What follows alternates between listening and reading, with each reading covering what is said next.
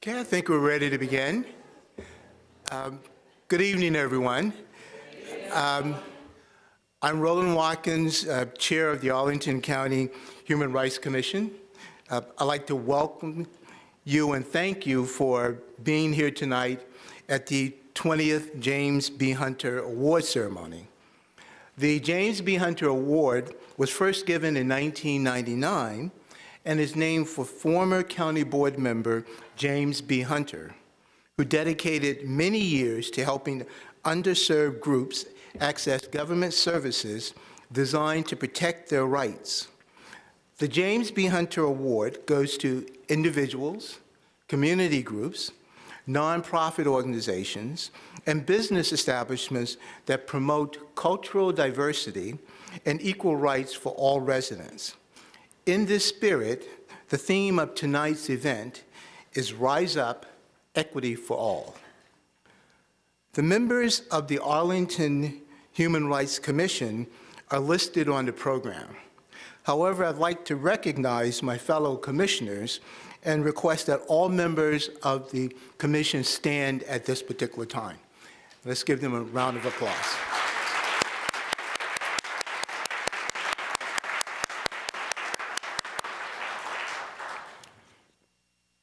The Human Rights Commission is unable to fulfill its mission without the assistance of the staff from the County Manager's Office. At this time, I want to recognize the staff and request that all members of the staff who are here, please stand at this time.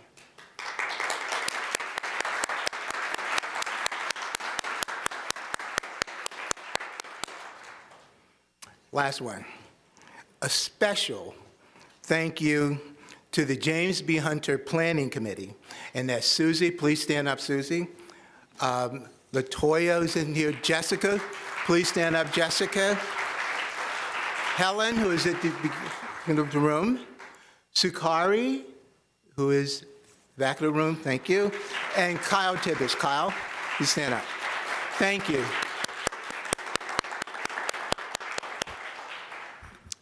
You will notice that there's someone walking around taking pictures. That person is Terry Belt. And on behalf of the Arlington County Human Rights Commission, I want to give a huge thank you to Terry for her volunteer services tonight. Terry is in the back. Thank you, Terry.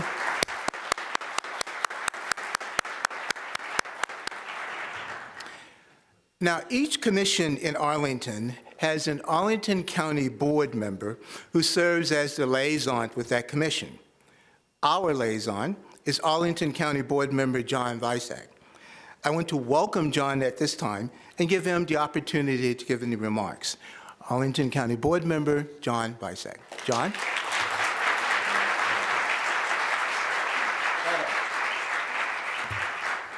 Thanks very much, Roland, for your introduction and for your service as the acting chair of Arlington County's Human Rights Commission. We'll see what happens with that soon. I also want to just take this opportunity to ad-lib a second how Roland introduced the members of the Human Rights Commission here in the county. And the Human Rights Commission, of course, is just one of about 50 different advisory boards and commissions that we have, ranging from the big prestigious commissions like the Planning Commission, the Transportation Commission, and so forth. And then we have still very meaningful and important commissions like urban forestry, like human rights. And then we have some rather obscure commissions which still do a lot of important work, like the Fire Trial Board and the Towing Commission. And so I say this to everybody in this room who has not thought about kicking up their civic engagement a notch and getting involved and taking your activism to a new level. And you may all be involved in nonprofits or political opportunities and other types of activism in the county. But that's not quite the same as being at the community table here in our county when we're looking at different issues that the county board or the county manager's office deals with on a day-to-day basis. So I would encourage you to go on our website, look at all the commissions that are available to you. Fill in an application, give us your first or second choice, and it's a very free and open process, and really think about it. So I do want to recognize a few distinguished individuals in the room. First of all, two of my county board colleagues are here. My senior colleague, Libby Garvey.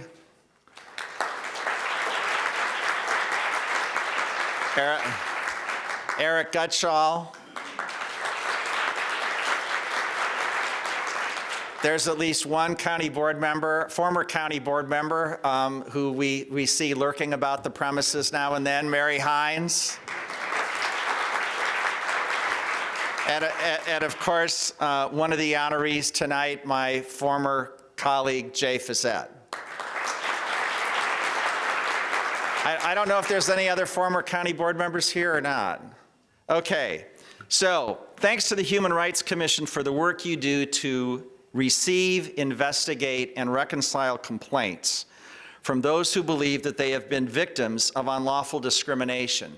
But that's not the only thing that the Human Rights Commission does. In fact, they do something equally, if not more important, and that is raise the community consciousness about human rights and about what human rights mean to every individual, regardless of who they are on the inside or what they are like on the outside.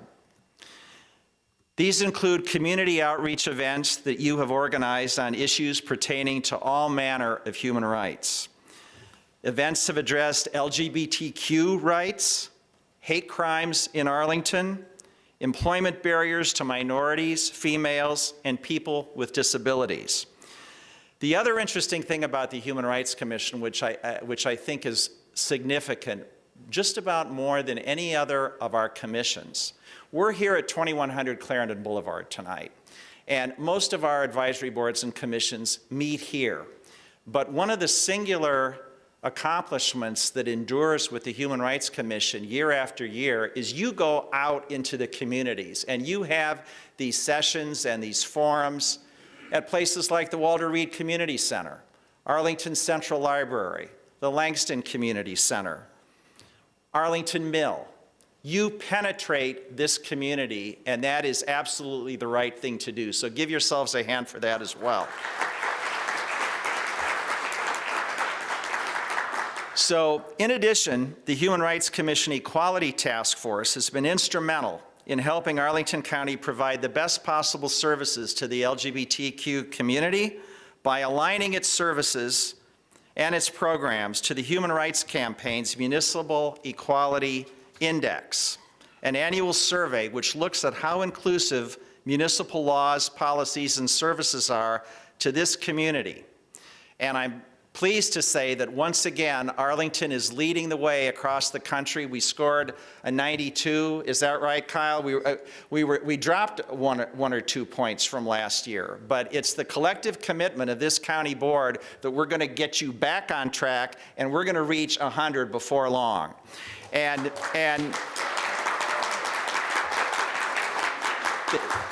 the other thing I want to say to that is just an hour and a half ago, I met, again, as we board members periodically do, with our county attorney, who advises us and helps us in all manner of county ordinances and laws and so forth. And we reviewed the Human Rights Commission's letter of a few months ago to check and see how we are doing in terms of what is happening with respect to three things. So this letter that was written in April and signed by your former chair, Juan Carlos Velasquez, who I don't believe Carlos is here tonight. Three things. Number one, let's update the 1995 EEO policy to reflect federally protected categories and current language. Number two, adopt an anti-bullying policy for county facilities. And number three, adopt a vendor policy that requires contractors not to discriminate against legally protected classes by federal, state, and local laws, which shall explicitly include gender identity, which is protected by administrative interpretation of federal law and sexual orientation, which is protected by our local ordinance. We are moving forward on all three of those initiatives, and we're going to get it done.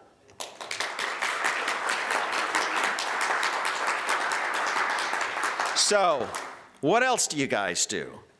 You do the James B. Hunter Awards to recognize champions of human rights here locally in Arlington County. And I'm one of those senior citizens who remembers the days when James B. Hunter was on the county board.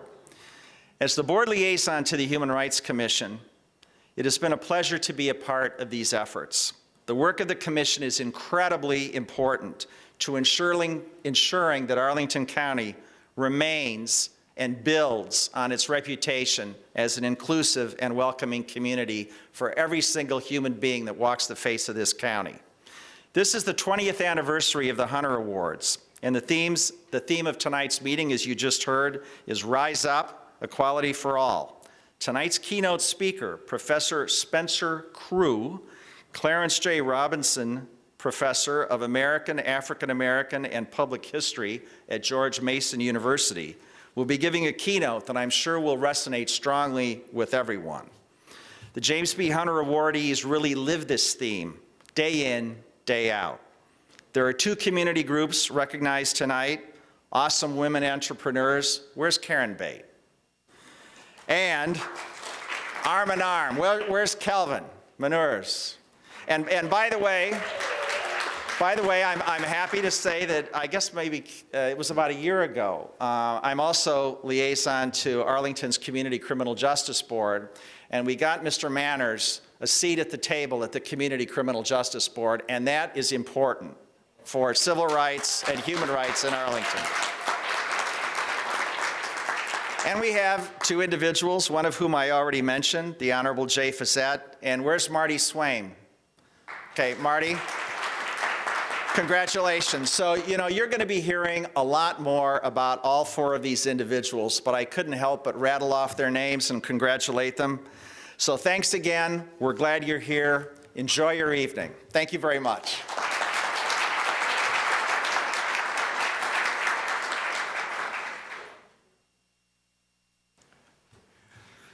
Thank you, John.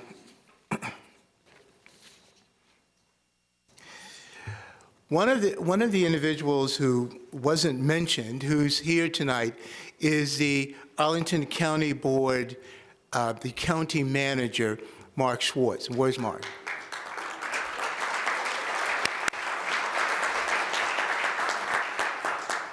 On behalf of the Arlington Human Rights Commission, I would like to thank you, Mr. Schwartz, and the county manager's office for furnishing us with the food which is outside. This is the second year in a row that they've done that, so thank you very, very much. And now I am pleased to introduce tonight's keynote speaker. Professor Spencer Crewe is a Clarence J. Robinson Professor of African American, and Public History at George Mason University. He has worked in public history institutions for more than 25 years. He served as president of the National Underground Railroad Freedom Center for 6 years and worked at the National Museum of American History, Smithsonian Institution, for 25 years. 9 of those years, he served as its director. At each of those institutions, he sought to make history accessible to the public through innovative and inclusive exhibitions and public programs. His most important exhibition was the groundbreaking Field to Factory, Afro-American Migration from 1915 to 1940, which generated a national discussion about migration, race, and creating historical exhibitions. He also curated the American Presidency, A Glorious Burden, which is one of the Smithsonian's most popular exhibitions. The National Underground Railroad Freedom Center has attracted worldwide attention because of the quality of his presentations and his focus on race, interracial cooperation, and issues of contemporary slavery. Professor Crewe has published extensively in the area of African American and public history. Among his publications are Field to Factory, African American Migration 1915 to 1940, published in 1987, and Black Life in Secondary Cities, a comparative analysis of the Black communities of Camden and Elizabeth, New Jersey, between 1860 and 1920, published in 1993. He co-authored The American Presidency, A Glorious Burden in 2002, Unchained Memories, Readings from the Slave Narratives, 2002, Slave Culture, a documentary collection of the slave narratives from the Federal Writers Project in 2014, and Memories of the Enslaved, Voices from the Slave Narratives in 2015. Professor Crewe is an active member of the academic and cultural communities, serving on many boards that work to generate enthusiasm for history among the public. He is the past chair of the National Council for History Education, trustee emeritus of the Board of the National Trust for Historic Preservation, and he served on the nominating board of the Organization of American Historians and the board of the American Association of Museums. He is a graduate of Brown University, and he holds a master's degree and a doctorate from Rutgers University. He is a member of the Rutgers Hall of Distinguished Alumni. I'm very honored to present our keynote speaker, Professor Spencer Crewe.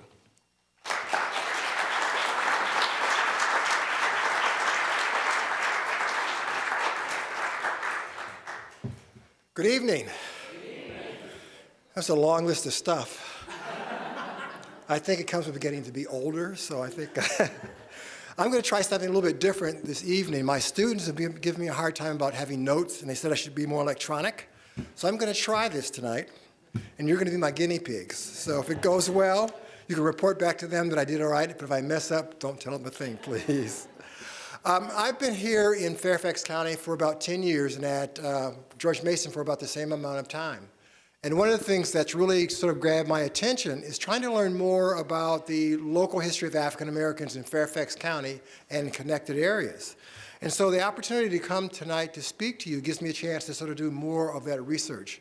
I've done a lot of research on Fairfax County and the area around Reston where I live, but I've not had a chance to look as much into Arlington County and to understand it better, and also to understand the relationship between Fairfax County, Arlington County, Alexandria County, Alexandria City. It can be very confusing to sort it all out. So tonight I want to really focus in on Arlington County and understand the history, or at least the activities of African Americans in that county in a small way. Clearly I can't cover everything, but I want to bring out some of the highlights to better understand the challenges, but also the successes that African Americans have had. Now, African Americans have always been a large part of the population here in the state of Virginia. In fact, Virginia had the largest African American population in the country up through the American Revolution, and actually up through the Civil War. In the 1860 census, it had about 500,000 African Americans living within this county. So when the Virginia House of Burgess first established the original Fairfax County in 1742, we know that people of African descent were very much a part of that population when it got established.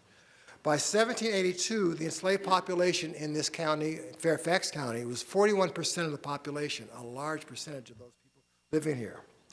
Most of those individuals either arrived by ships that came up the Rappahannock or the Potomac River, or were descendants of those original individuals who came to live in this area. Most of them wound up working for large landowners, people's names who you know very well, people like William Fitzhugh, George Washington, George Mason, the namesake for the university where I work, and Robert Carter, all of them owning large numbers of enslaved people. However, most enslaved people who lived in this county during that time period really didn't live on a large plantation. Most farm operations were pretty small operations in terms of the number of enslaved people they included. Most had just 4 or 5 individuals who were part of that population. Early on, the primary crop that was grown here was tobacco. And that became the cash crop that sort of fueled the economy of Virginia. It demanded a lot of intense labor by individuals, and it was a long season of hard work. But at this very same time, it was very exhausting work for those individuals who were enslaved, who worked on those plantations. And it also had an important impact upon the system of enslavement in the state of Virginia, or in the colony of Virginia at that time. Slaves found themselves, slave owners found out the fact that they really didn't need as many workers as time went forward. What happened was that, first of all, tobacco began to lose its impact as a cash crop. As other places around the world began to grow it, it became less and less important here in the state of Virginia, or in the colony of Virginia. Also, the problem was that tobacco is very hard on the land, that it really saps the fertility from the land, and you can only use that for 1 or 2 seasons, and you have to move on. So also what was happening was that the tobacco as a crop made it less and less usable, had less and less usable land for it to use. And essentially what happened was that landowners had to shift from the cultivation of tobacco to other grains, oats, wheat, barley, and things like that. Now the difficulty for the enslaved was that you don't need as many workers to cultivate and grow and take care of wheat and barley as you do from tobacco. So in the state, or in the colony of Virginia, afterwards as it became a state, the need for enslaved workers in the state began to dwindle. And this created somewhat of a problem, because the issue became, what do you do with the excess labor that you have working the plantations and the land here in Virginia? And what began to happen is that Virginia shifted its focus on enslaved individuals and had to figure out what to do with those individuals that were left over.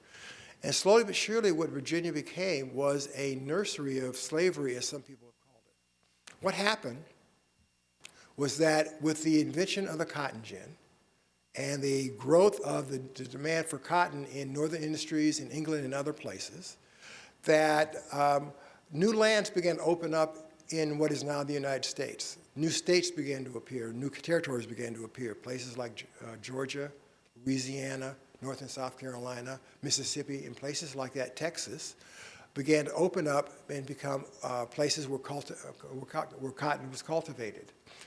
Along the way, they also created a larger demand for enslaved laborers to work that land. So for Virginia, this became a net positive, because it meant that the excess workers they had here, they could now send further south and allow them to become workers in that area. And they could not only send them, but sell them and make a profit in the selling these individuals. This is why you began to see Virginia as a nursery, as they say, of slavery, because you began to see more and more individuals sold and sent further south to work in those plantations down there.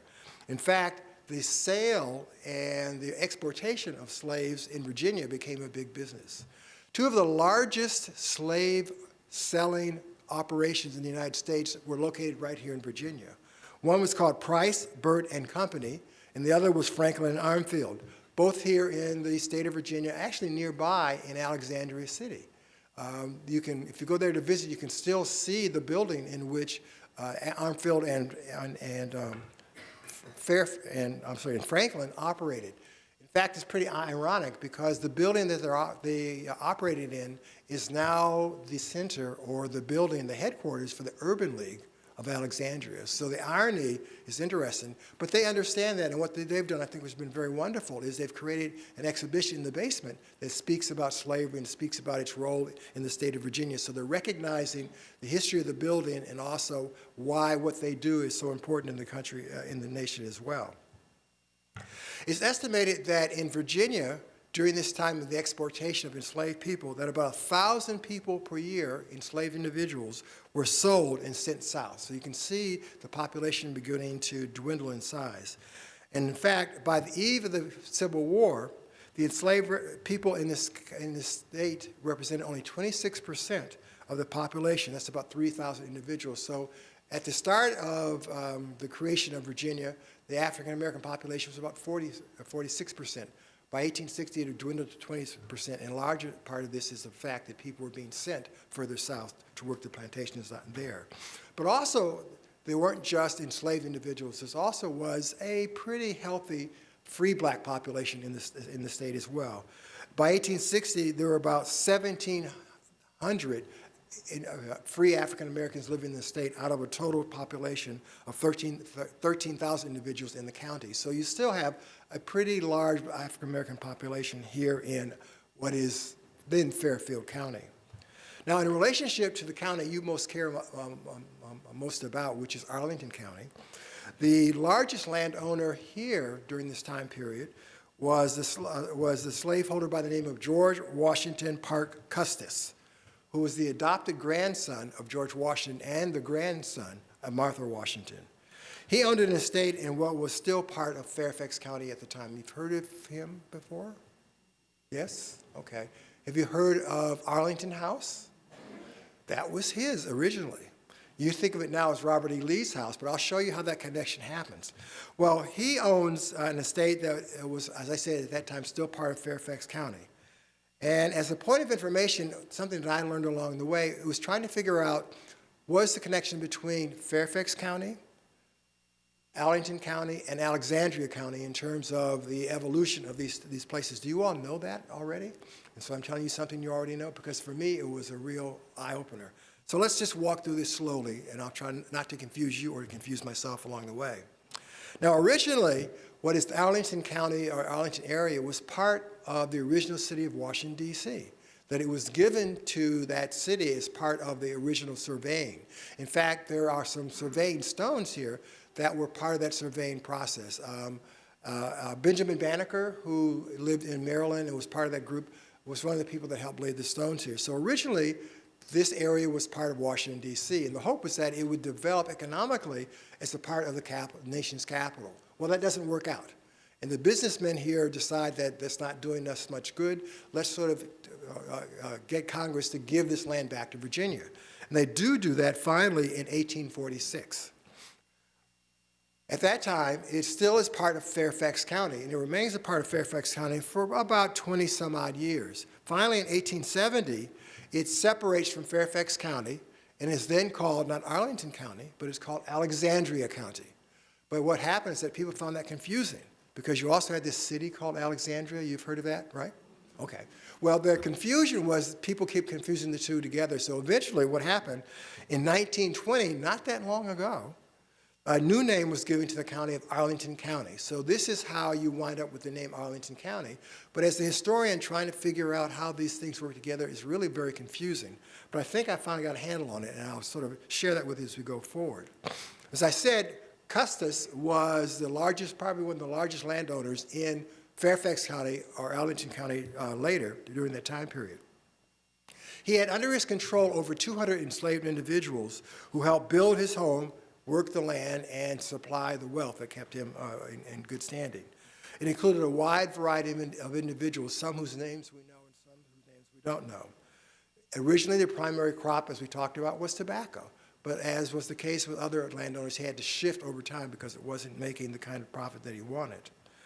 But what we do know is that the enslaved individuals who worked on that land, as was the case of enslaved individuals all throughout Fairfax County, were not happy about their circumstance and did not do this with great joy.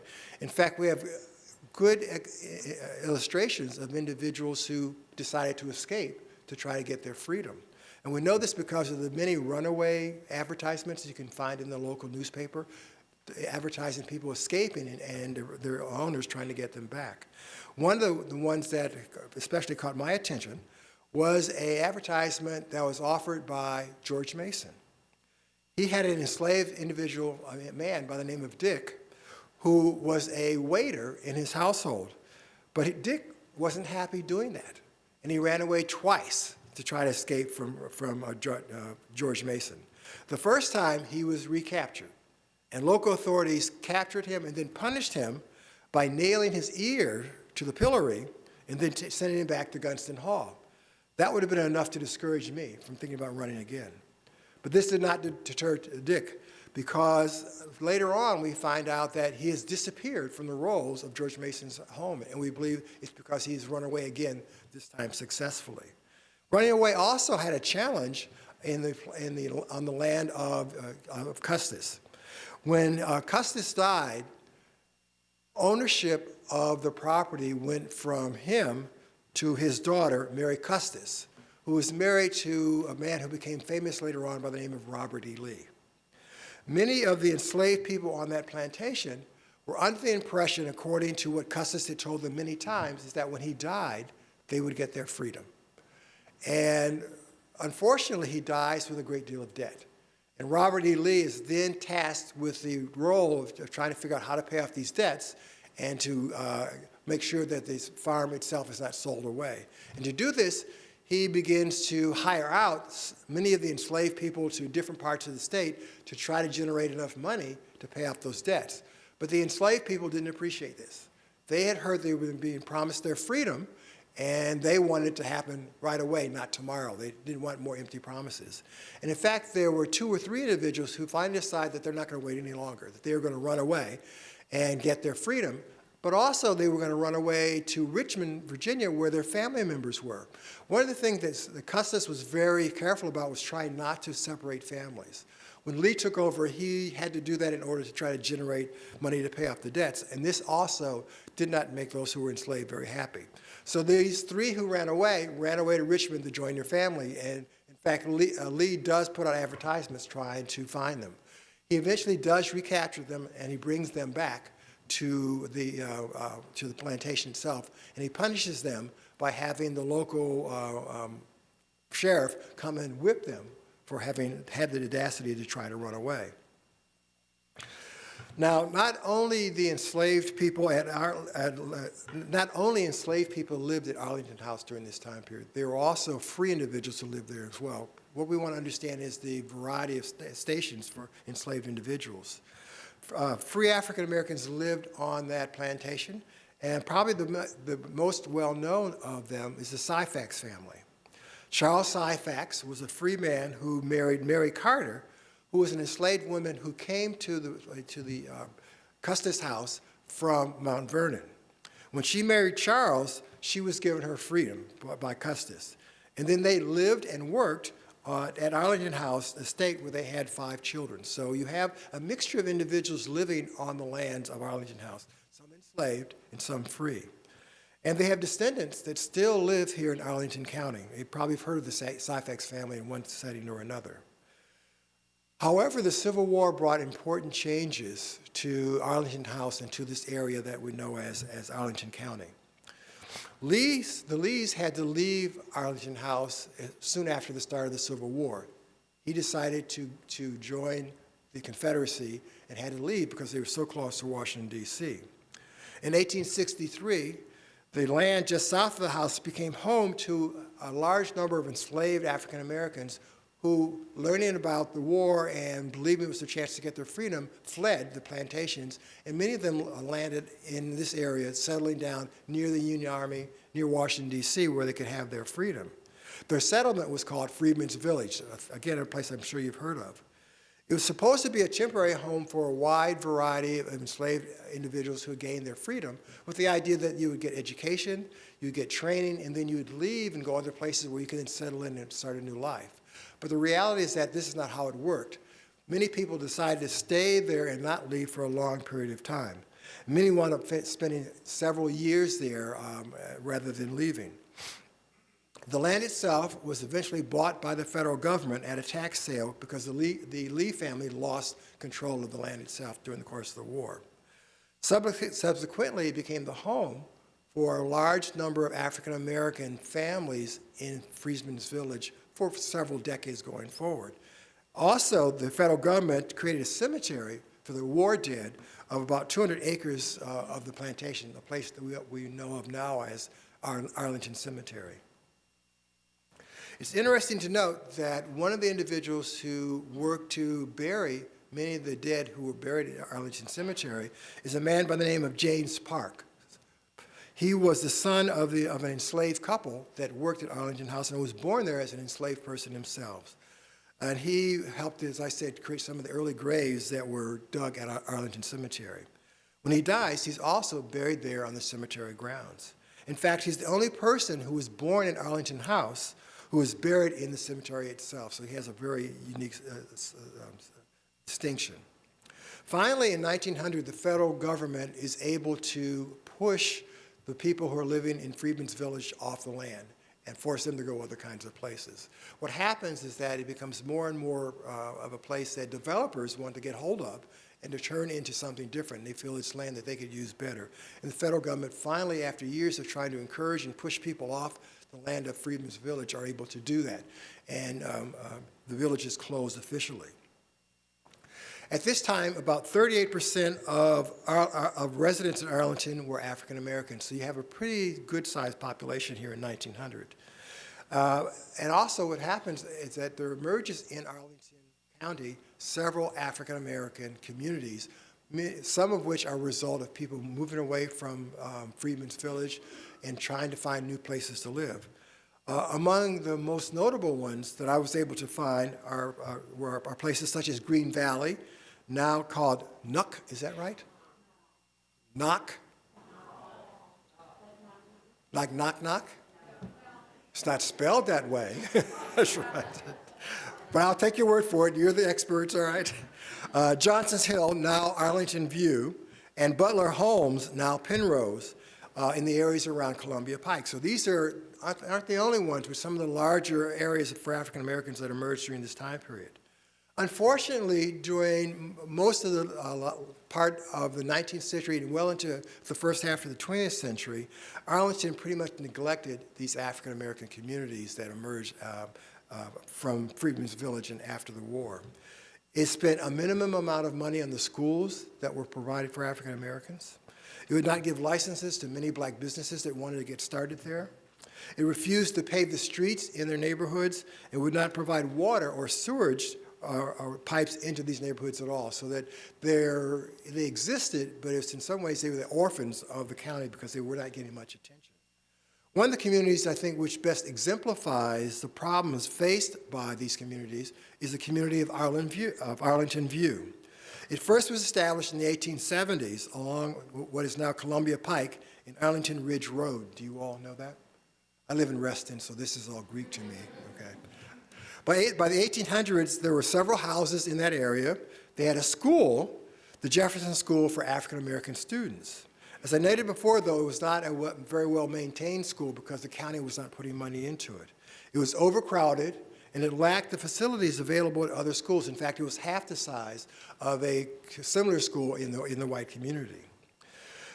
African Americans were able to buy land and settle there in large part because two brothers by the name of Richard and William Curtis Johnson, who were not African American, were willing to sell land to them. And I should say that is a very important distinction. And Virginia is interesting in that way, because in many states in the South, they were very resistant to selling land to African Americans. And in Virginia, especially in Fairfax County in this area, you have a number of individuals who are willing to buy land and then resell it to African Americans. I think part of it has to do with the number of Union officers and others who settled in the area in Northern Virginia and are less biased about sharing these lands. But the Johnstons do this, and this helps to create the start of what is then Alexandria Heights. One of the earliest and largest purchasers of land from them was a man by the name of Emmanuel Jackson, who lives in Washington, D.C. He is willing to buy large amounts of land, has the money to do that, and then he begins to resell it in smaller lots to African Americans who wanted to settle there. By 1900, there were nearly 400 African American families living in this area of Arlington. I think it's Arlington Heights. I want to make sure I have that right. Arlington View. They had a Masonic lodge, they had a music hall, and they had a schoolhouse, which I mentioned before. It was very much a self-contained community where African Americans were able to live largely unbothered, although neglected by the county. Unfortunately, World War II does not augur well for that community. The greatest impact upon it was the decision to create this new huge building called the Pentagon, and the road work created to access it. One of those roads was Shirley Highway, which was one of the new roadways that was put into place. To do this, to create this place, what the government does is to use its tool of eminent domain and condemns the land on which these individuals lived. They gave the residents 30 days to pack up their things and leave. And they paid each household a flat rate of about $2,000 for their property, which is far underneath the value that it should have had. It's estimated that in this process, 225 families are evicted and 70 acres of land are taken away from them. One of the main houses of worship there also was forced to move. That was Mount Zion Baptist Church, which had to relocate to a new place. The process displaced a number of African-American homeowners. One former resident sort of talked about this when she was interviewed many years later. At the time, she was 12 years old, but she remembers very clearly what it was like. As she says, it was such a sad story because so many people had nowhere to go, no idea of what to do. All the government was thinking about was building the Pentagon and running us off, and it worked that way too. It was sad, a sad situation. You could see people standing outside with their few belongings, and some of those people had no place to go. 30 days to find something else, someplace else to live. Imagine yourself if they showed up at your doorstep and said you had 30 days to clear out and move somewhere else. It would be a devastating thing to have to go through. The problem also is at this time, the housing available to African Americans in Arlington County was very much restricted. State laws and local laws created segregated communities in which African Americans were not allowed to move into these areas, so that their struggle to find a new place to live was very much challenging to accomplish. Some were able to move into other African American communities, but there were not enough houses or enough space in these communities to accommodate all these individuals who were forced off the land. The alternative provided by the government was to create government housing and also to create a trailer camp and temporary housing for some of these individuals. Unfortunately, the living conditions were not very good. The trailer camp was crammed together on 25 acres of land. Now, it sounds like a lot, but remember, they took 75 acres worth of land to begin to create the Pentagon. And living conditions in these trailer camps were very difficult and not very good. In fact, they were very cramped, tight living quarters, sometimes large families crammed into a very small trailer. And they were so bad that after a couple of years, they were closed down because of the living conditions. The other thing the federal government did was to create new federal housing called the George Washington Carver Housing Project. And the homes were also, which were constructed by the federal government. As the Pentagon project moved forward, one of the things that they began to do was to create a great deal of debris in order to clear out the land for the Pentagon. And what they began to do is to dump that debris into these areas where African Americans were living. The George Washington Carver project homes, after a while, were sold off by the federal government. And it created a crisis on one level because the individuals weren't sure where they could go. So what happens is that the African American community there comes together, and what they decided to do is to create the first African American cooperative in the United States. And they come together and pool their money and buy this housing project. And then they use their control of it to provide low-cost housing for moderate income and poor individuals in the community. So you really begin to see the community coming together to try to take care of itself. Now, as an aside, you can see a similar process of displacement also taking place in another part of Fairfax County by the name of Ballston. You've all heard of Ballston. If you've ridden the subway, you know that. That actually initially was largely an African-American community. But what happens is that, again, developers become excited about it, and they begin buying off the land, offering people enough money to move away. So we watch these African-American communities slowly but surely either being pushed off by eminent domain or bought out by development officers, but also having a difficult time finding alternative places they can go to where they can live and have a good life. Unfortunately, I think life for African Americans in Arlington County really does not begin to improve until you get into the civil rights movement in the second half of the 20th century. Then you begin to have a number of activities take place that begin to push change within the county. You have a number of sit-ins and boycotts that emerge in the county during that time period. And they're boycotting and having sit-ins at establishments such as People's Drug Store, Howard Johnson's Restaurant, and Landberg's Department Store. How many of you know those names? You're giving away your age. Because that goes back, those probably went out of business, what, in the 80s, probably, if not about that time. But the idea was to force them and push them to desegregate, which these activities were able to do. But the real focus, I think, in terms of change in the county was really focused on the area of education for African American children. Until 1932, public education for people of color in Arlington was limited mostly to primary school. There were no high schools for African Americans to attend. The highest they went was a place called Hoffman-Boston Junior High School, or later Hoffman-Boston Junior Senior High School in later years. It opened in 1932 and allowed African Americans to have a little bit higher education. The problem was that it was not certified by the county. So you could go there and get an education, but what you got there wasn't seen as up to par and therefore wasn't certifiable. And instead, what many African Americans wound up having to do was to go across the river, across the bridge into Washington, D.C., and to go to the segregated African American schools there. And many people decided to do that rather than to stop their education here. But you also have individuals who push for change and are not willing to accept this kind of a setting. As early as the 1940s, the Arlington chapter of the NAACP begins to bring pressure to bear on the school system for better facilities.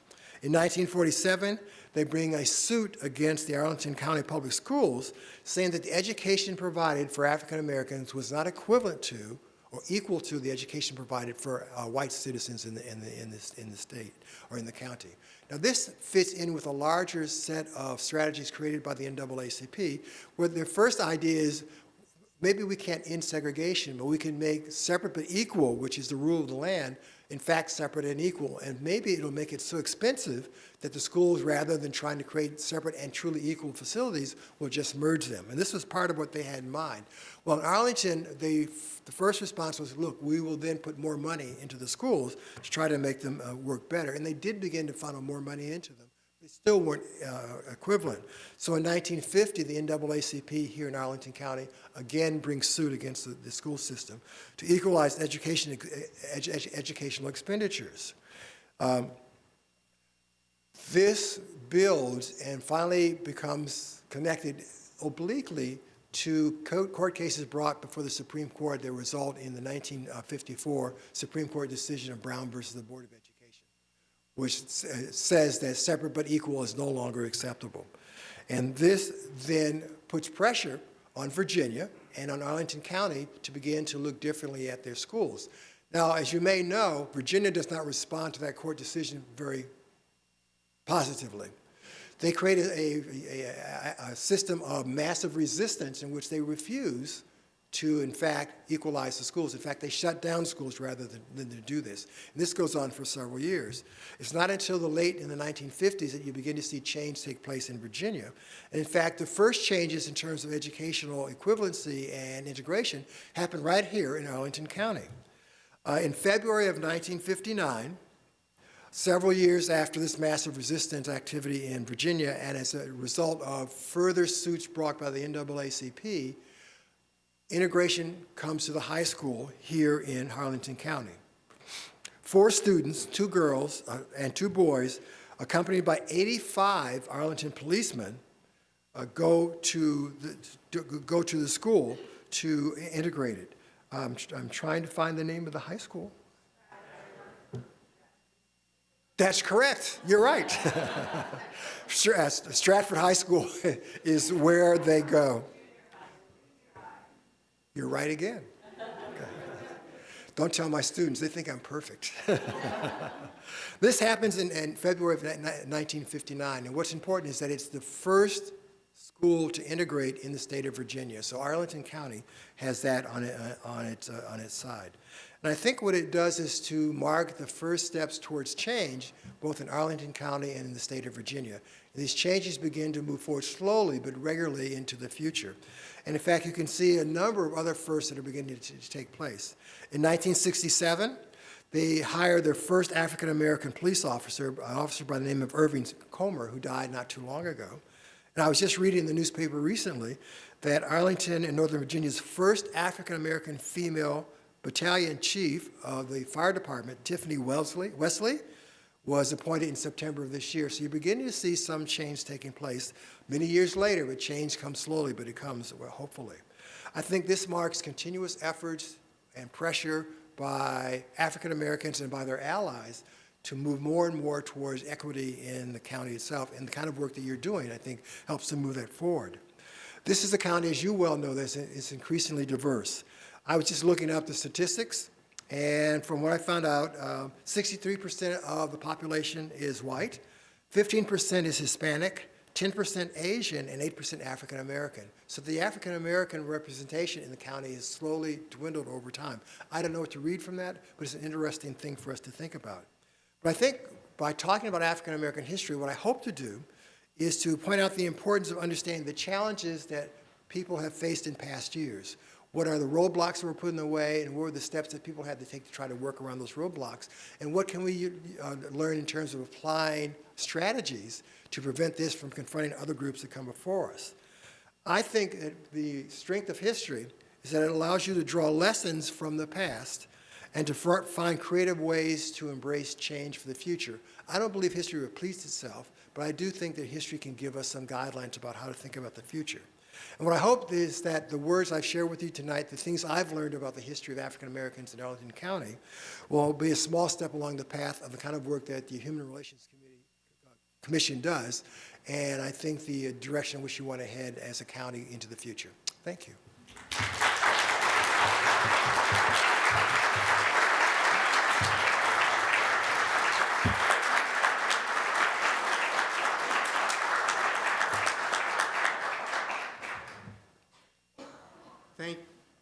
Thank you, Professor Crewe. On behalf of the Arlington County Human Rights Commission, I would like to present to you a James B. Hunter Award as appreciation for being our keynote speaker today. Thank you very much. Thank you. Oh, I think you're going to take a picture of that.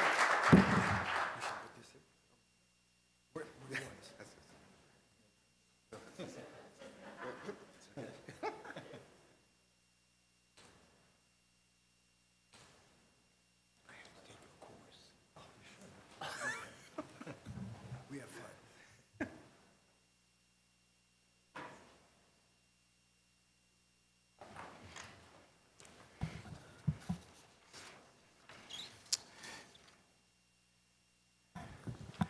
Our county chair, Arlington County Board Chair, Katie Crystal, couldn't be with us tonight, but she did send a letter, and I'd like to read that to you at this particular time. It's dated December 13th, 2018, and it's addressed, Dear All.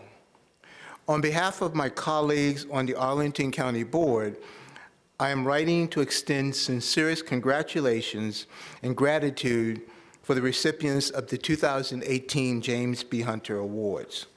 Each year, these awards allow us to honor the life and values of James B. Hunter, a member of the board from 1990 to 1998, who distinguished himself for his ability to encourage people to engage in their community and for giving a voice to those who traditionally had very little access to their government.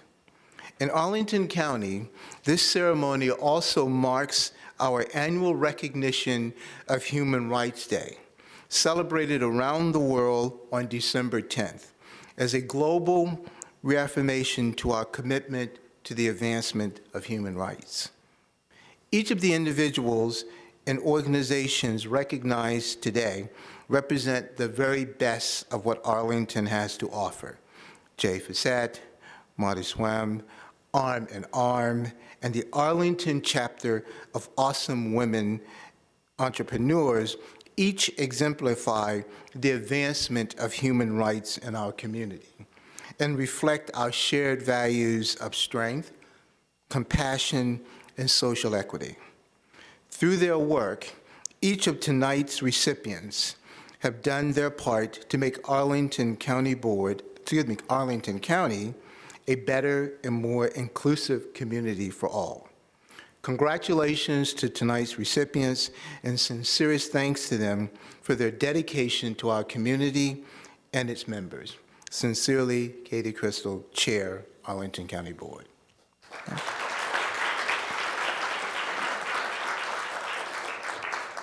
At this time, would like to present the awards to our recipients, and I'd like to call on Carol.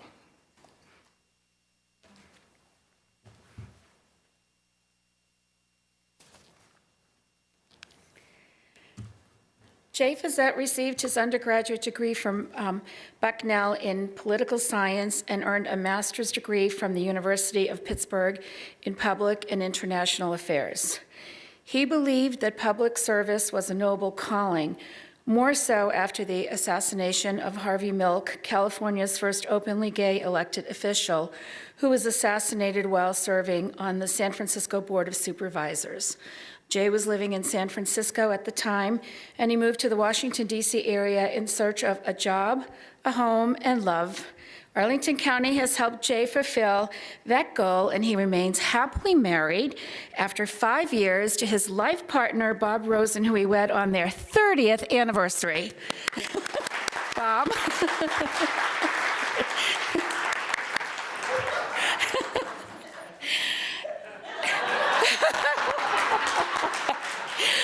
So, little shout out to Bob. There's always a person behind the person. Annually, we present the James B. Hunter Award to citizens that have demonstrated sustained commitment and outstanding achievements in the pursuit of cultural diversity and advocacy for human rights. Jay narrowly lost an opportunity to serve on the county board with James Hunter after losing election in 1993 by just a little over 200 votes. Many in the county, myself included, believe that Jay lost this election because of his sexual orientation. Despite the loss, the campaign by the first openly gay candidate in the Commonwealth was significant, and it sent a message that it wasn't a matter of if, but when someone who was gay or lesbian would be elected to the county board. When Jay first ran for office, he was serving as the director of Northern Virginia AIDS Project of Whitman's Walker Clinic, which was a nonprofit community health center that was a leader in HIV/AIDS and AIDS education, prevention, diagnosis, and treatment. Prior to that, Jay had worked as a consultant to the Senate, working on health issues with a primary focus on HIV and AIDS legislation. Jay was first elected to the county board in November 1997 and was reelected 4 times, retiring last year after 20 years of distinguished service that included serving as the chair of county board 5 times. An exemplary leader, his accomplishments as a statesman are many.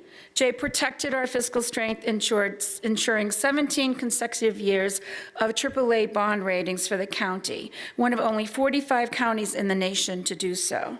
Jay protected our health, leading efforts for a walkable and bike-friendly community. Jay protected our environment, leading efforts to promote recycling and to reduce plastic in landfills and to eliminate the use of plastic water bottles. He strongly supported Arlington community's energy plan that established a goal of a 75% reduction in greenhouse gases. Jay protected our safety in the days after 9/11, leading the county's response and the regional effort to reopen National Airport among those accomplishments. Jay protected our economy, leading efforts to ensure DoD activities remained in Arlington. Jay protected human rights, diversity, ensuring representation on advisory boards and commissioners. In sum, Jay has been our protector, and we are a better community for it.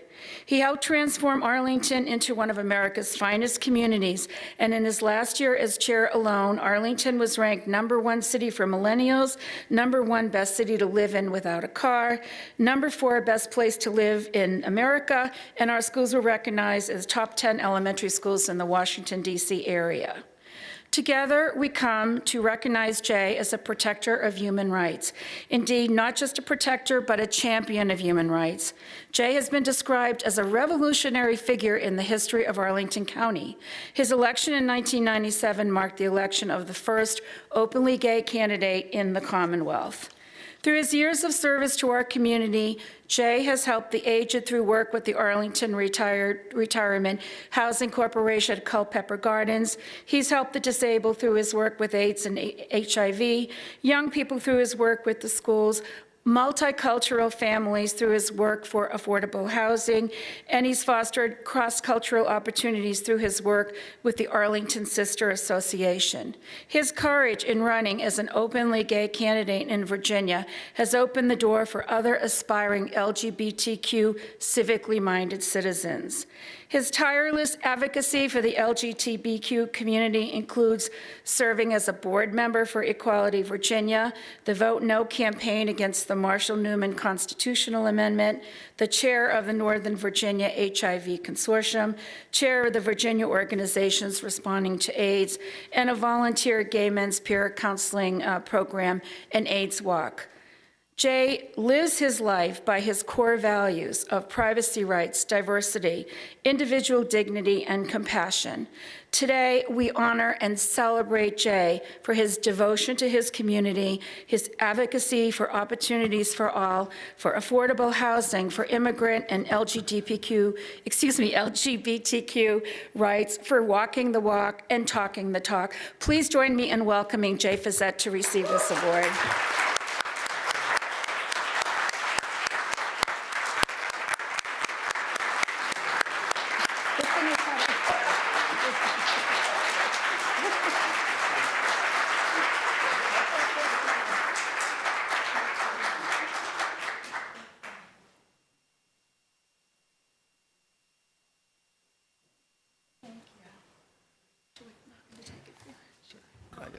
Thanks. Carol, thank you very much. Didn't even recognize myself there. But thank you, and Roland, thank you very much, and the commission members that are here. Thank you all very much. I know there are some staff in the room, some of my colleagues, former colleagues, and some of those that came after me. Thanks all for being here. And the other award winners. I'm looking forward to hearing about you. I just want to share one story about this room and the Human Rights Commission. It has a little bit of a history for me. I moved here in '83, didn't know a soul, never heard the term Arlingtonian. And 5 years after being here, I don't know if it was in the Washington Post or the Washington Blade, there was no Arl Now. This was 1988, maybe '89. I read something about a proposal to create a human rights ordinance in Arlington County. And I don't know if there was a reference in the article to the Arlington Gay and Lesbian Alliance or not, but I found it, probably went to the white pages, found out, called, the president called me back, Lee Stinnett. I ended up going to his home for a meeting of the group within the next week or two, up near Yorktown High School. By the end of the evening, I was the government relations chair of the Arlington Gay and Lesbian Alliance, responsible for then working on the human rights ordinance and to ensure that sexual orientation was included, which is what had interested me, you know, in the first article. So I came to this boardroom, I believe the first time ever, with a large group of people that I had organized to be here, probably when they were advertising this the first time. And there was no mention of sexual orientation in the draft. And we weren't necessarily very happy about that. After the meeting, I remember being approached by one of the board members and met with him afterwards in between the next time it came up, and that was John Milliken. And John took the initiative to actually work with the county attorney at the time and work with me and try to find a way, thread the needle, because all you'd hear about is the board members, as friendly and as likable and as much as they wanted to do the right thing, were told that that Dillon rule didn't allow it. But ultimately, what's in the ordinance now, it exists to this day, is a reference to sexual orientation that came back in the final draft.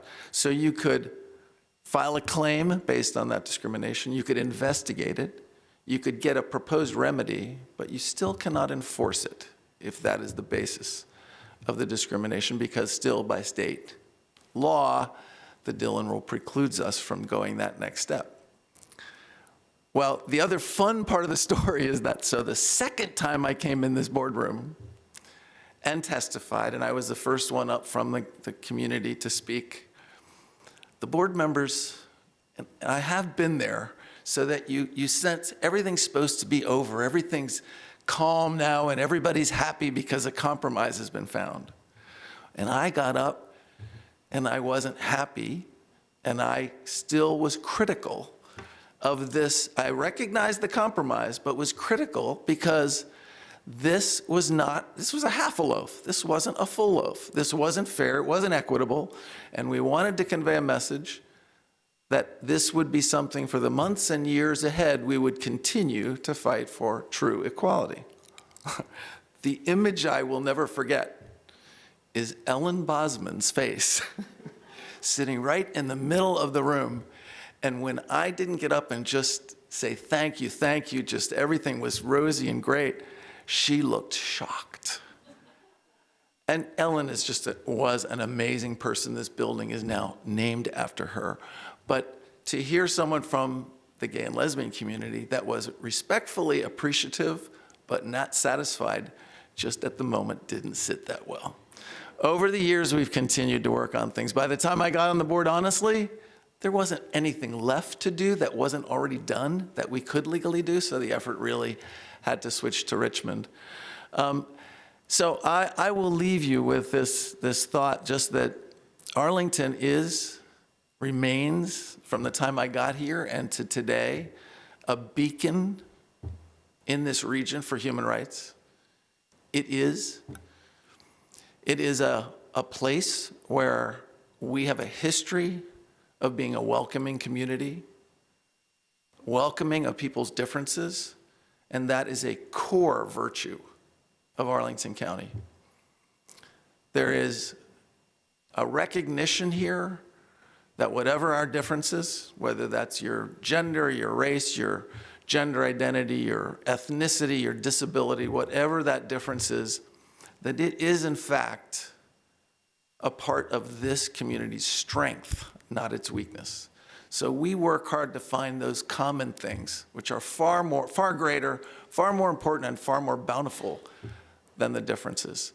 And that is a testament to everyone in this room, to the commission for keeping that in the forefront of all of our eyes.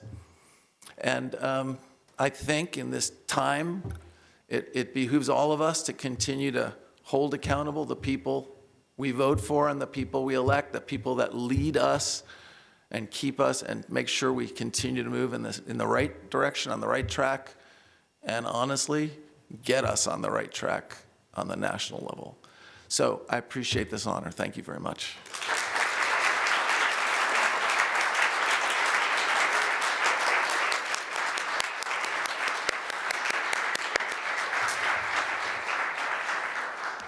Our next presenter is Susie.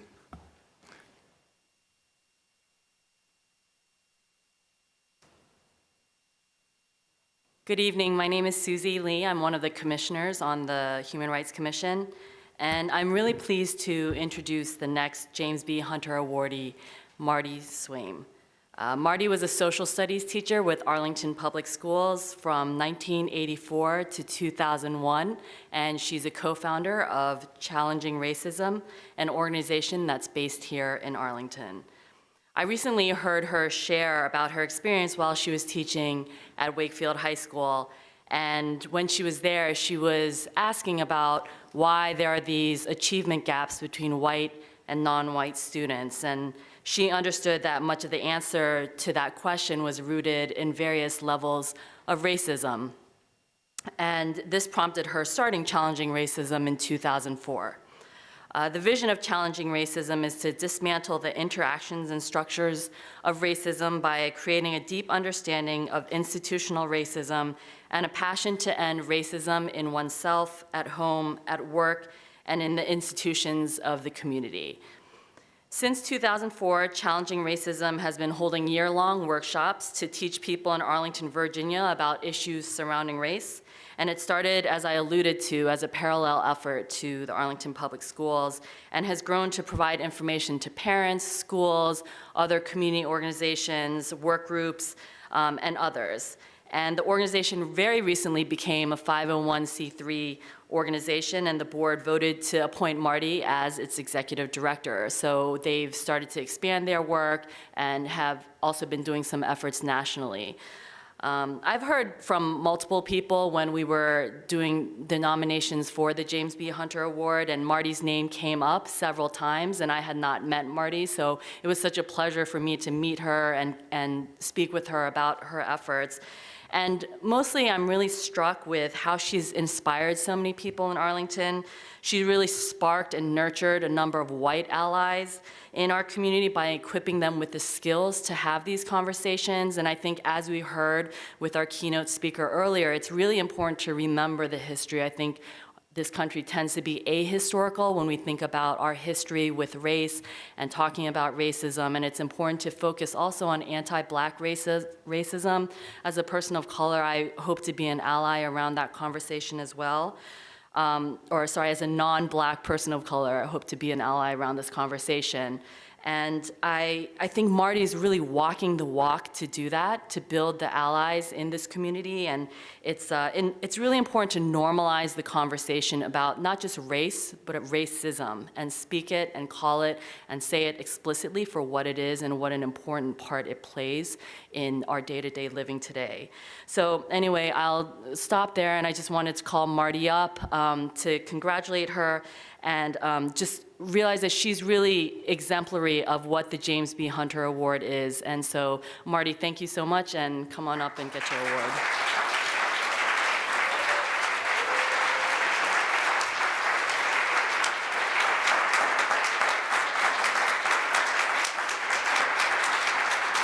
Take a quick picture and then.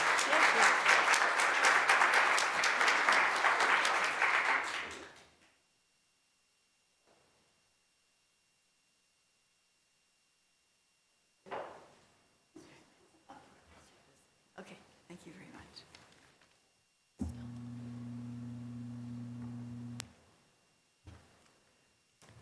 Well, thank you very much.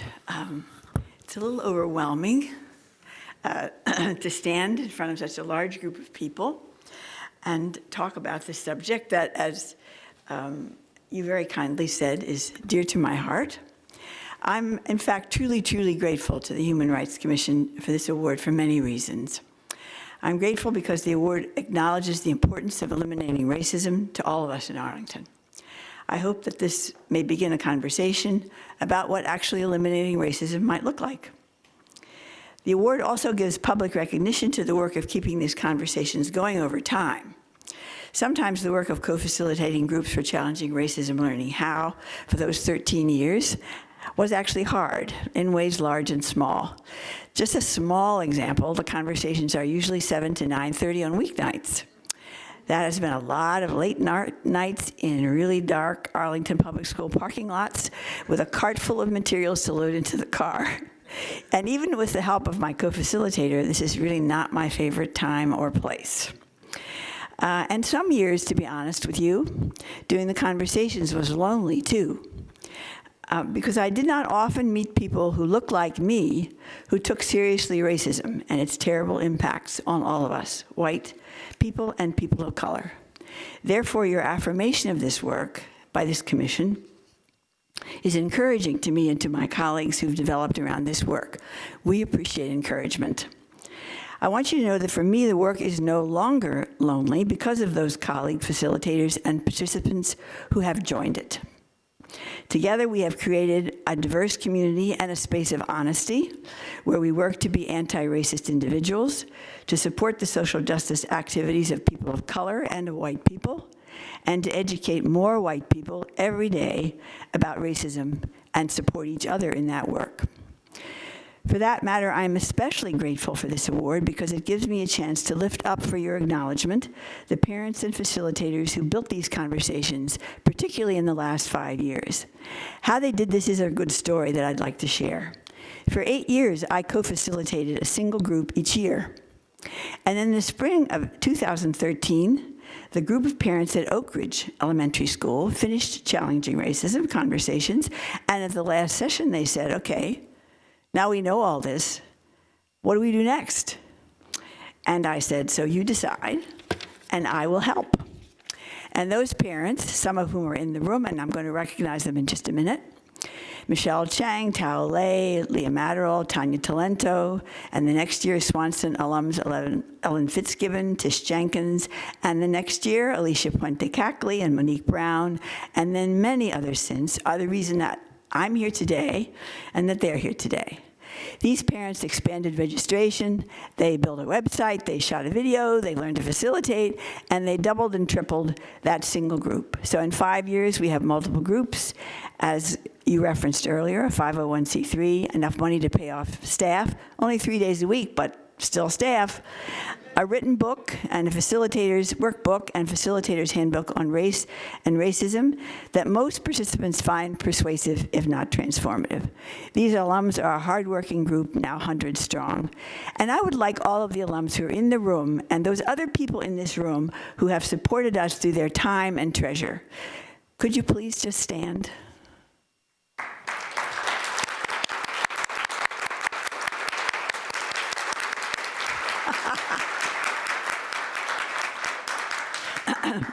This award is to you all, and I am grateful to be in your company.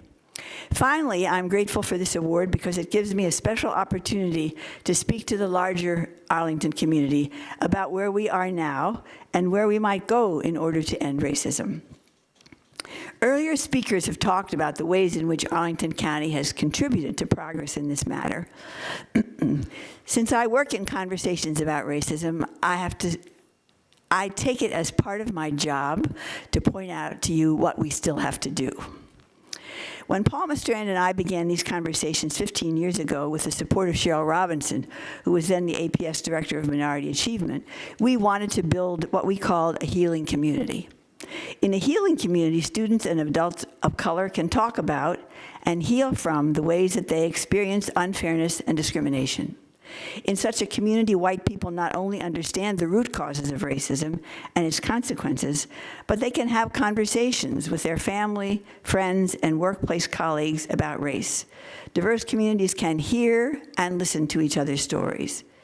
And we all can recognize the great loss to us all when the talents and energy of people of color are marginalized.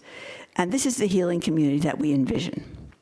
Because Arlington publicizes a vision statement that supports diversity, and it's very important that we do that, it's easy to say to ourselves that racism does not happen here. I hope you all who are sitting in the audience can acknowledge the possibility that for many Arlingtonians of color, this is just not true. I want to talk about 3 examples.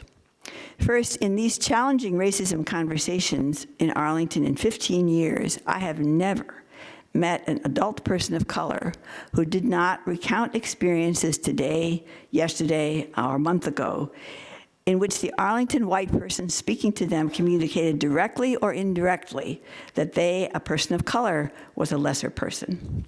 What kind of experiences would they be? For example, serving on an Arlington advisory panel and hearing, "I want to tell you that you speak so well." Being asked, "Where are you from?" And you give the answer saying, "I'm from Arlington because you were born here." And then being asked, "Nah, where are you really from?"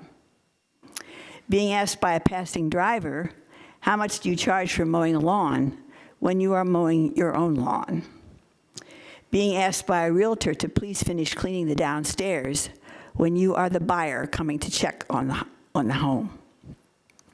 Now take a moment to think to yourself about how hurtful this would be for you to be so demeaned, and furthermore, as happens in some circumstances, for your child to witness some of the ways you are demeaned. I want you to hold that feeling just for a second. Such experiences diminish the school's success, the energy, the happiness, and life expectancy of people of color, and thus they diminish us all. Second, if race is not important to people in Arlington, why do we live in such segregated housing? We have a history of segregation from the 19th century, true, reinforced after World War II by FHA lending practices that supported low-cost mortgages primarily for white home buyers in white neighborhoods. But why do we live so separately now in 2018? Because, in fact, race is important to us. And I'd like you to stop and think about that. You might be thinking that some parts of Arlington are now less segregated because of gentrification, but gentrification is not a desegregation that increases the opportunities for people of color. Third, while Arlington invests in its schools and never defeats a school bond, for which I am eternally grateful as both a parent and a citizen and a former teacher. In fact, we have achievement or opportunity gaps for a significant number of our students of color. This remains true even though the Arlington Public Schools has actually decreased the size of the gaps over the last 10 years and spends almost $20,000 per year. Think with me about this conversation that we had in the Challenging Racism group at Yorktown last year. When that group looked at Yorktown SOL scores, it appeared as if the math SOL scores for students of color the previous year showed that 25%, or 1/4 of the students of color at Yorktown were below grade level. Can you imagine the outcry if 1/4, or 250, of 1,000 white students at Yorktown were below grade level in mathematics? Just think about that for a minute. Black parents, in fact, do protest, but the larger Arlington community accepts such a rate of non-success for students of color. This isn't normal, it's not necessary, and it's not just. As long as these qualities of life exist for people of color, we are experiencing racism here, all of us. In closing, white supremacists are much in the news with their denigration of people of color. But they are just one kind of white person and only one kind of story. We white people who do not support white supremacy need to take over this story anywhere we can, right here in Arlington, right now. We need to break white silence about how racism and white privilege just roll on. We need to use as many ways as possible to develop and show another white story that is anti-racist. As Ann Braden, a legendary white anti-racist from Louisville, Kentucky, her husband went to jail because he made the arrangements to sell a property to a black family. He served serious time, lost his legal license. This is what she wrote. In a sense, the battle is and always has been a battle for the hearts and minds of white people. The fight against racism is not something we are called on to help people of color with. We need to become involved as if our lives depended on it, because in truth, they do. In this moment, those of you who are in county government and in schools and churches and community groups have an unmatched opportunity to change this negative narrative about people of color, which we are all taught unconsciously in this country. It is a root cause of racism and thus helps to produce the symptoms of racism. What can you do? You can make training on race available to all staff and any community people who will take it. Start with those people who volunteer. This I've learned from hard, long experience. Train leadership, teachers, policemen, and healthcare workers, and offer school electives for secondary schools. When your group or organization does the training, look for those individuals who are the most interested, who listen and grow. Those are the people you need to build capacity in conversations on race. Train these early adopters to be your in-house trainers and use them to train everyone. And then the individuals who refuse the training, eventually they have to leave, don't they? Finally, training on race, racism, and white privilege can change the environment in which all students and families experience school, public services, and their community, from one that assumes that students and families of color have deficits to an experience for everyone that recognizes the strengths in diverse communities, shows compassion, supports difference, and builds relationships. I believe such change can move all of us to an Arlington that has no achievement gaps or opportunities gaps, an Arlington with housing for all in different parts of the county, and an Arlington where we are able to have honest, healing conversations with each other. Join us in challenging racism to work for that day. Thank you.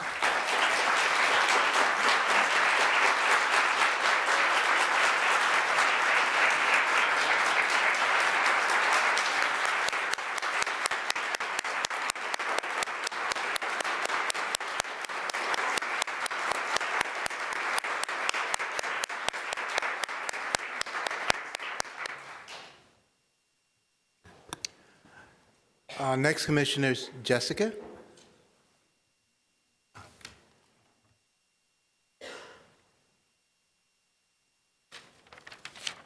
Good evening.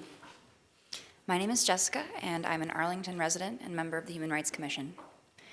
Arm & Arm is a nonprofit based in the Northern Virginia area aimed at facilitating the re-entry process for veterans and the formerly incarcerated. Arm & Arm helps these individuals develop the skills and the tools that they need to gain employment, achieve self-sufficiency, develop a sense of belonging and purpose in a society that is not designed to help them. The Census Bureau recently conducted a study aimed at understanding the opportunity gap between different Arlington demographics. In the historically Black community of Knock, people are incarcerated at the highest rate in the county. 4.8% of people studied from this area are currently in jail. I was struck by this fact, and I thought to myself, what is Arlington doing to help vulnerable communities like Knock to escape the cycle of poverty and incarceration? Arm & Arm offers peer recovery specialist trainings, voter registration drives, volunteer opportunities, and a variety of other programs and events to help these returning citizens. In the Knock neighborhood of Arlington, they've hosted a series of shop talks, a come-as-you-are community dialogue in a barber shop about the problems facing these vulnerable groups. They've partnered with the Arlington County Public Defender's Office, the County Board, Arlington County Police, and other institutions with the power to help dismantle the structures that perpetuate mass incarceration. Kelvin has also worked with the New Directions Alternative School here in Arlington and has partnered with the school administrator, Chip Bonner, to enable Arm & Arm's support of Arlington youth.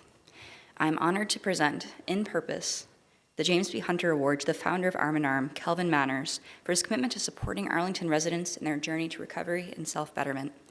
Kelvin, on behalf of the Human Rights Commission and all Arlingtonians, we thank you for your hard work.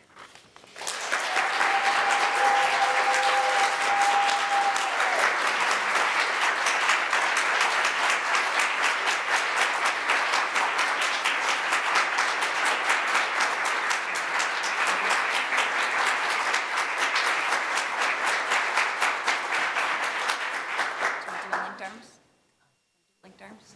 One more.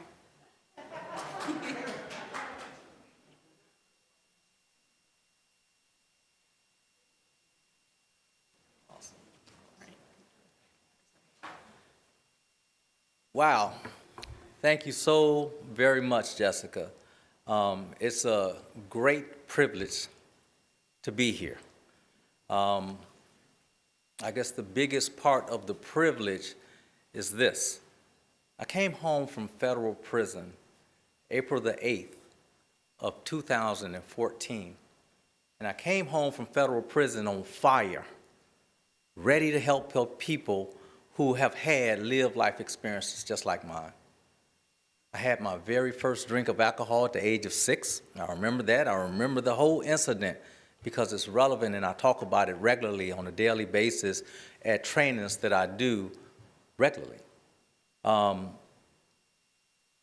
That drink came as a result of a dare by my brother and my sister as we were upstairs, because the kids got to go upstairs while the grown-ups have fun downstairs in the basement at a party.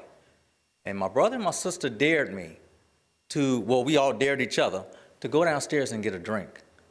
And I took the dare, and I went downstairs, and I got a beer and kind of made my way around the crowd. I was very small at the time, 6 years old, made my way back upstairs. When I got back upstairs, we drank that beer. Now, we may have gotten a little buzz off that beer, but I was high, because I had stepped up to the plate. I had actually taken the challenge. You see, I'm the baby of 7 children, and I had a very poor self-image from an early age. I had teases by my brothers and my sisters. To them, it was just teases. We called it juking back in the day. You know, short, fat, black, and nappy-headed. And that was something that was told to Kale, which is my home name, quite often. And this was a tease that would get said to me in front of people and things of this nature, and I would feel bad. And as a result, I just didn't think that I was handsome. And I didn't think that I was worth very much. You're looking at a gentleman standing before you who had the dream, still today I love rocks, of being a geologist. Science, I love science. I always love rocks and things of this nature. I was telling my mom how much I wanted to be a geologist, and that is my greatest fan still today. So she always told me, boy, you can be anything you want to be, you know. But what happened was, as I continued to look around at my condition, where I lived, my environment, I began to believe it less and less. And besides, it just wasn't cool. And every young man or woman wants to be cool. We want to be in with everybody else. So I began to gravitate much more towards the negative that I was seeing in my community, because there was a whole lot in the 70s and early 80s. And as I began to gravitate even more into that, I found myself a heck of a lot easier and smoother with women when I had a drink in me. So by the time I was 14 years old, I was a full-fledged alcoholic, and I admitted to someone else for the very first time that I was an alcoholic. I had already known. Basketball games, football games, tests in school, things of this nature. I had to have that, I had to have my edge, and that's what my edge was. I joined the military, and I'm a Desert Storm veteran. So I did 4 years in the military, and by that time, Desert Shield turned into Desert Storm. And once Desert Shield turned into Desert Storm, we were on the Hey You roster, which is where our commander comes in, you go home, spend some time with your family. In a week, you're going to Fort Campbell for desert training and on to Tel Aviv. I just married this beautiful lady over here that has the iPad aimed towards me, and this was in 1990. I was scared to death. I had no idea what it was like to be a man that was responsible. I had no idea what it was like to be a husband. I had no idea what it was like to be a father, and she was now pregnant. And so one of the things that I did was ran. And that running was something I continued to do for the next 17 years. I was released from I got out of the military with an honorable discharge, barely. But at that time, I was still trying to find my way. There was something that I wanted to be. I knew I was not nothing, but I just didn't know how to be something. And as a result, what I ended up doing a whole lot was running. I ran to drugs. I ran to alcohol. I ran to other women. I ran into particular neighborhoods where people would not look at me as different. And that is where I would stay. I left my beautiful home in Reston and moved into an alley. Did I just say moved into an alley? What I did was got high in Northwest DC and ended up in an alley. It just lasted for 2 years. So as I was at my bottom, I have learned that those had become today my nuggets. That time was a bottom for me. As I continue to travel through these, through this dereliction in my life, I found that my pain was increasing all the more. And I really didn't know which way to go. And I ended up getting arrested and arrested again and arrested again. But I was getting arrested for drug possession and drug paraphernalia in Washington, D.C. And as I was dealing with these things, I knew that this was not me. And it was just that time that would give me that reprieve that I was in. But then when I got out, stomach flipping and all of the rudiments that went along with that, wouldn't be very long before I was right back where I was.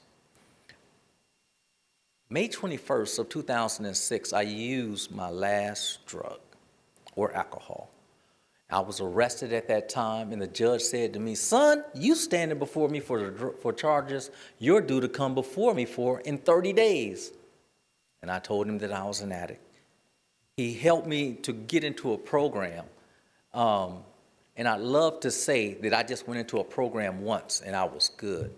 I've been in 14 detox and treatment programs, 14, and that was the last one. I had a feeling that I was going to die and my life would have been for nothing. And that is all I can tell you as far as my impending feeling that there was a change. I lost my desire to get high. I lost my desire to drink. I had a desire for life. But at that time, this woman was having nothing else to do with Kelvin. 17 years of pain, she wasn't having it, and she wasn't hearing it. So I went into a shelter. And what happened was this. If anyone knows about the shelter life, there's certain amounts of time that you could get in. And as I went into this shelter, what happened was I would continue, when I'd wait, I would go up to areas that I knew, 14th and Girard and certain parks and things of this nature. As I did that, what happened is I would run around, I would run into guys that were still selling that knew me from back in the day. And they eventually gave me a package that, a 20 bag of weed, so I could get some money and put it in my pocket. Well, 3 years later, that transferred into me transporting drugs across our country. And that was my introduction to Arlington, Virginia. It wasn't a come through. Arlington was an area that I came through on my way to do what it was that I did. And I was eventually, right up the street, right by Whole Foods, I was arrested. And I served 5 years in prison. And right over here, I just showed some folks today when I came down where my cell was, up on the 9th floor. We call it Beth Arthur's bed and bath. Yeah, that's what the guys call it. But what happened for me with that is I went through there and did my time there, and I ended up going to federal prison. And this is what happened over here. I got a chance to have that time away and see Kelvin. Not only did I see Kelvin, I saw Cynthia. Not only did I see Cynthia, I saw our child. And what I saw was the pain that it wasn't just about me for the very first time.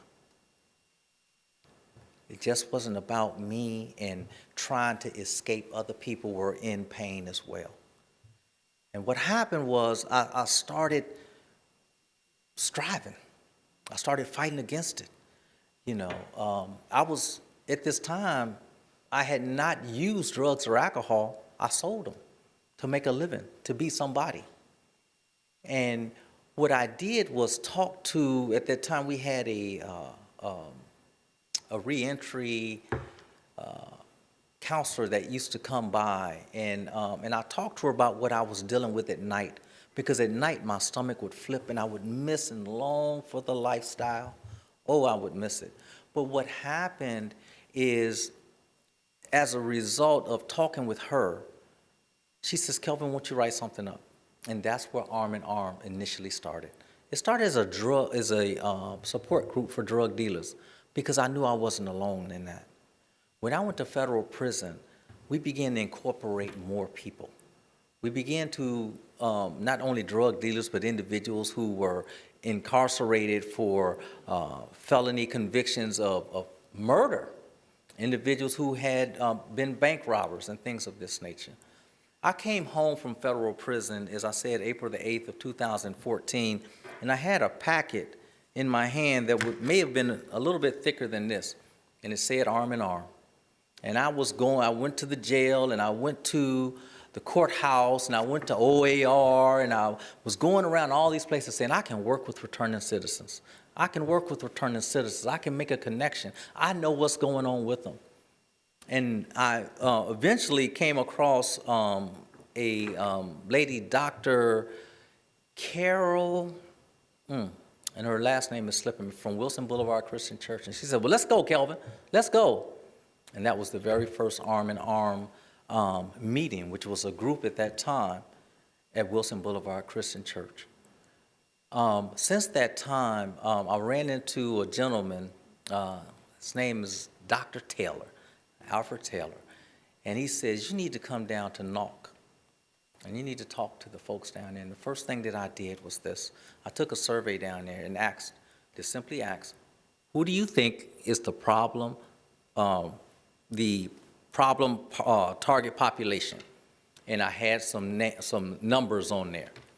And the problem age range of that was selected was what age, Doc? Huh? He said high school. What age? When we finished the survey, the target age range was from 49 to 61, is what the community members said themselves was the problem target population.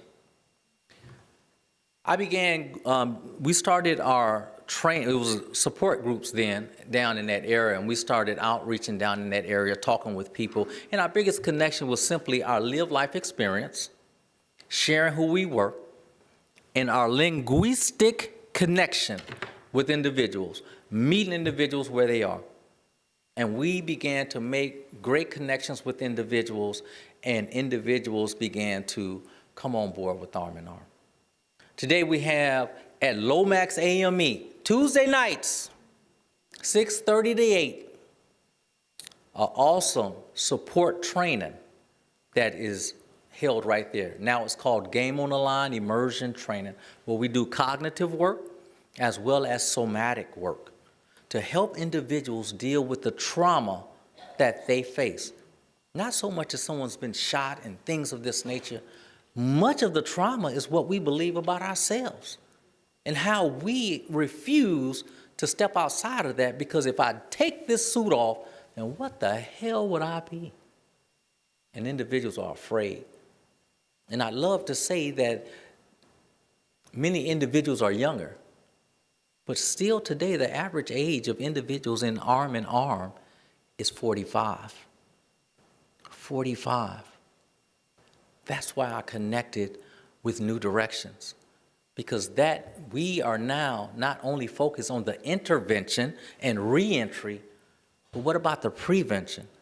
And let me just say this, that's a whole nother element. So I've been able to start trainings with the help of George Mason University. George Mason University has funded the work that I do for the next year in peer recovery specialist training. And I have some of our trainees here right now. Will you ladies stand up?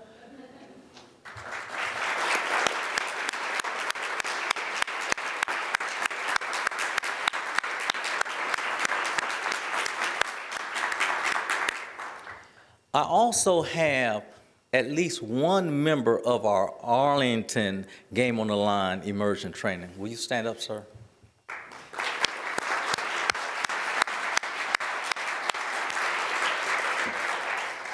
We have an outreach team. Our outreach team goes throughout Arlington. At different times, we talk to people who are right here in this area who are struggling in different facets. Mental health, individuals with substance use disorder that leads to homelessness and incarceration. We deal with the pre-existing conditions to incarceration today. We help individuals to see that they are significant. That's the secret. That is literally the secret. When individuals see that they are significant, that they matter, they come on board and they want to work. And then when they begin effecting change in the lives of other people, they continue to double it, and they double it. And you know what? They call me and say, Kelvin, what else you got going on? And this is what we do. So what we've done is we started in 2016, a community dialogue session in Knock that Paul Ferguson, Matt Foley, and only a couple other folks came to. There was about 6 of us there. But I saw this. There were 2 Arm in Arm members that were there besides myself. And I saw how much they talked about the fact of who Paul Ferguson was and who Matt Foley was. And that's how Shop Talk started. Chief Ron Revish came to Shop Talk and he talked, he spoke.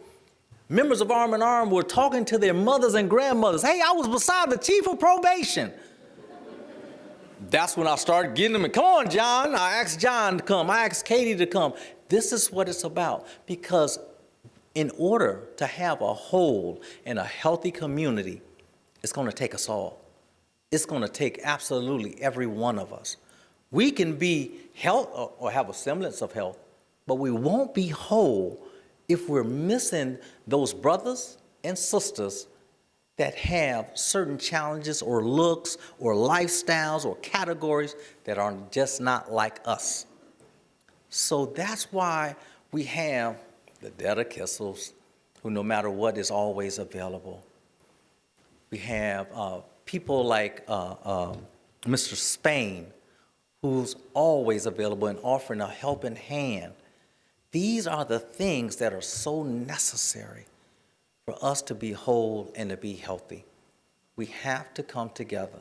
I'm looking around at everybody that looks so different, and I'm going to give you guys a phrase that I coined, I think right here at the, actually at the courthouse, at the Community Criminal Justice Advisory Board. And I said, we enjoy comfortable separatism. That's what we enjoy. That's one of our biggest challenges. We got to do what's uncomfortable if we really want to have whole and healthy communities. And that's going to require all of us. Thank you all.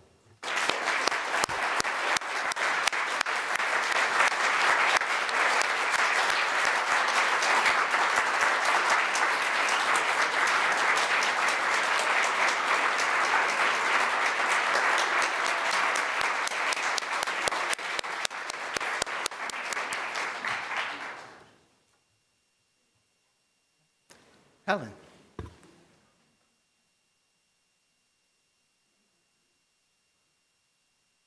Good evening, everyone. It is truly my honor and privilege to present the final award of the evening and to congratulate all of the awardees tonight.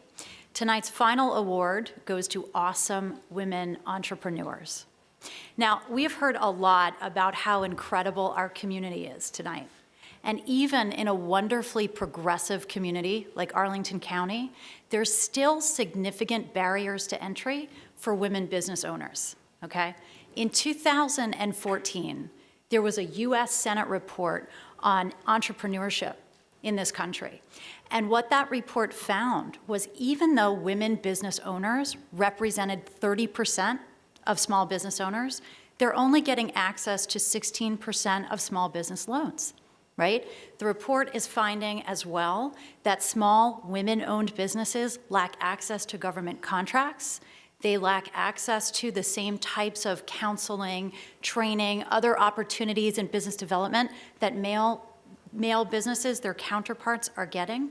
And so AWE is exactly aimed at breaking down precisely those types of barriers right here in our community. I'm honored to be able to present this award to Karen Bate and Evelyn Powers, who founded AWE several years ago to come up with a collaborative environment for women entrepreneurs to come together, to work together, to cooperate together, to learn, to laugh, to grow, as it says on their website. And I'm so thrilled to see so many of your members here supporting you. The mission and the organization does a lot of really terrific things. And every month, it offers exactly that sort of support and training that the US Senate report is saying women-owned businesses don't have by bringing in speakers and trainers for the benefit of its members. Karen and Evelyn every month put on an incredibly entertaining podcast where they invite their members to come showcase themselves and showcase their business on the podcast. And AWE also puts forward and supports community leaders, women community leaders. And in fact, in the October podcast, you guys featured very own Arlington's Commissioner of Revenue, Ingrid Morrow. And so, when we hear some of the things we heard tonight about what serves our community, there can be little doubt that bringing this organization together to foster this environment of women entrepreneurs certainly does precisely that. So please join me, everybody, in congratulating AWE, Karen, and Evelyn.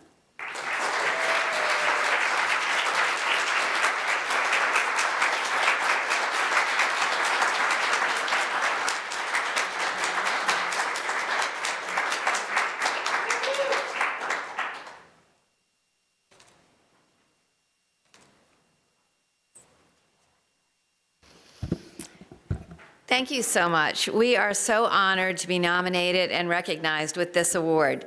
When we started in my living room almost 5 years ago, we had a simple idea: to promote a space for women business owners like us to get together, support one another, and share our experiences with peers who understood what our lives are like, the juggle and the struggle, as we like to call it. Because being an entrepreneur can be hard and lonely, so we provide a place for our members to connect, collaborate, refer one another, and hire one another. We passionately believe this spirit of collaboration, not competition, is how we will all grow and thrive. We also make inclusivity a priority. So Kelvin, I want you to know that we have definitely, right from the start, we don't want that healthy separatism. We really try to embrace a lot of different voices. Helen mentioned our podcast, but we actually have a weekly radio program that we do every week, Thursday at 10 a.m. on WERA, which is our community radio station, and we interview women entrepreneurs, but also influencers, and we try to get a whole variety of voices because the diversity and the inclusivity is very important to us, and we really encourage women from varied backgrounds to join all. It's vital to our mission. And it's vital to our success. So we have would-be entrepreneurs, women that are just thinking about starting a business, to women who have just started a business and they're still unsure. And then we have women who are seasoned pros, and we try to have them be mentors to the younger women or the new entrepreneur. Because age actually, it can be young up to 65, 70, however. And all's diverse voices are really what make our community so awesome. Across the U.S., women own 40% of businesses, generate $1.7 trillion in sales, and employ 9 million people. And here in Arlington, women have 8,000 incredibly varied businesses and contribute to our community. So in countless ways. That's right. And it is these women, including several here tonight, such as Angelica Talon, who's on our Board of Advisors, and Patty Chisholm, and we had some other members, but they unfortunately had to leave, on whose behalf we accept this award. We really thank you so much for this wonderful recognition of them and our efforts to support them. Thanks. Thank you.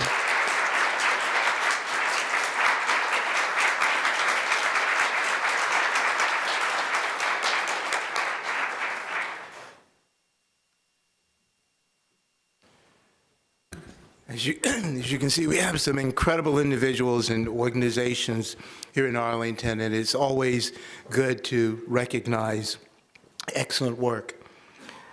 Congratulations to all of the recipients this evening. Thank you to Professor Crewe for your remarks. Thank you, everyone, for coming to the 20th Annual J.B. Hunter Awards, Human Rights Awards. And on behalf of the Arlington Human Rights Commission, we wish you happy holidays and good night.